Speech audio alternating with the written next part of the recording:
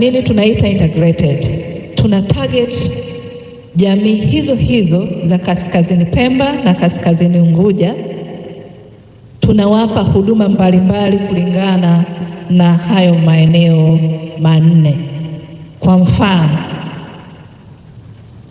tumekwenda Pemba Makangale, tunawasaidia labda masuala ya nishati safi. Kwa hiyo ile jamii ya Makangale kwenye ile shehia watapata huduma zinazohusiana na nishati safi, lakini pia watapata huduma zinazohusiana na masuala ya food transformation, jamii ile ile. Lakini pia watapata huduma na mambo mbalimbali kuhusiana na jinsi ya kukabiliana na ukatili wa kina mama na watoto. Ishu au swala la nishati safi kupikia kwenye sera, manake itakuwa ni shida kuitungia sheria. Kwa hiyo tushatunga sera, sasa hivi tunaelekea kutunga sheria ya nishati ambayo ndani yake tutaweka mkazo wa matumizi sahihi ya nishati ya kupikia. Lakini tukumbuke pia mwaka juzi tulikuwa na mkutano mkuu wa kimataifa pale Dar es Salaam ambayo ilikuwa inaitwa Energy Summit.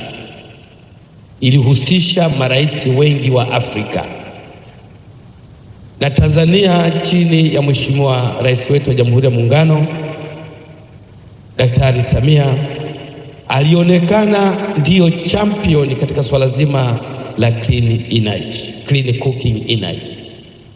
Kwa hiyo waandishi wa habari, ndugu zetu wa media, wahariri, mtusaidie kuelimisha jamii kuhakikisha kwamba sasa tunaondoka kwenye matumizi ya kizamani ya kutumia kuni na mkaa katika shughuli zetu za nyumbani, na tunakwenda kwenye nishati safi ya kupikia kwa lengo la kuinusuru jamii yetu, lakini na kuiunga mkono serikali zetu zote mbili, kwa maana ya kwamba swala la nishati safi ya kupikia Tanzania tuwe machampioni kwa Afrika ikiwezekana.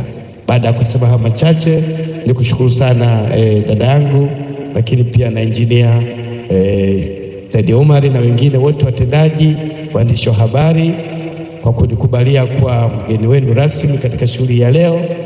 Na kwa maana hiyo basi naomba nitamke rasmi kwamba mkutano huu, workshop hii nimeifungua rasmi. Asanteni sana.